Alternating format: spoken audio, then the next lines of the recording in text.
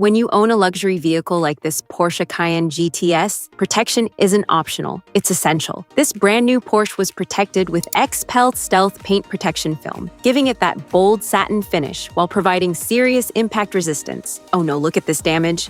But our customer didn't have to stress, because she chose the absolute best. Not a cheap no-name film, but Xpel, a brand that's been tested and proven for years with a 10-year warranty. Without this level of protection, this level of damage would have meant body shop repairs, repainting the bumper, hoping the paint matches perfectly, which is never easy. Does PPF damage paint when removed? The answer is no. When it's removed by trained professionals who know how to do it safely. The paint underneath looks the same as the day it was protected. The film takes the abuse.